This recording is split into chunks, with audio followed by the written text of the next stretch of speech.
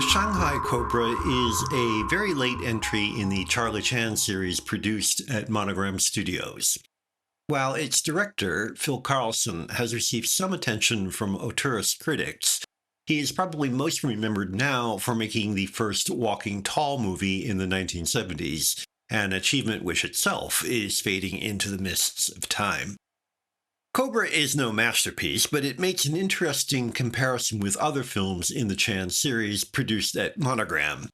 The stories of the Chan films underwent a long evolution, beginning with traditional whodunit mysteries based on the novels by Errol Dare Biggers, but becoming ever more dependent on outlandish situations and debatable comedy.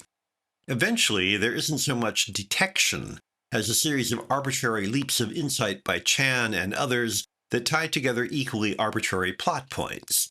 By the time the series moved from Fox to Monogram, the stories alternated between the routine and the ludicrous. What even the weakest of the Fox films could boast, however, was the atmospheric lighting and sets made possible by the resources of a major studio. Once confined to the bargain basement at Monogram, the already weak situations and contrived comedy began to creak noticeably. The first of the Monogram Chans, for example, Charlie Chan in the Secret Service, looks and feels like a bad stage production, with cardboard sets and high-key lighting conceived, presumably, to show off what isn't present. Shanghai Cobra is the exception to the generally impoverished and despondent feel of the Monogram Chans, which is what makes it interesting.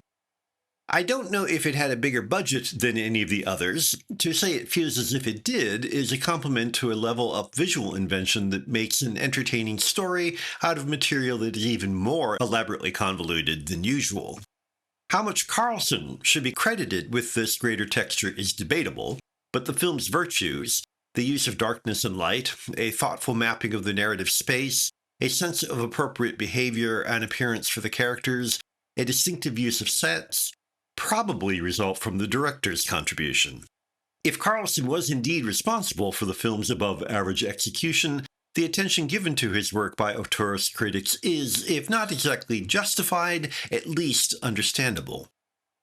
If auteurists had remained content to find such blossoms in the desert of Hollywood routine, they would deserve thanks for bringing hidden pleasures to light. It was the compulsion to turn those pleasures into treasures, however, that gave auteurism a bad name. For no matter how skillful Carlson's contributions to Shanghai Cobra may be, the film is still a poverty row programmer.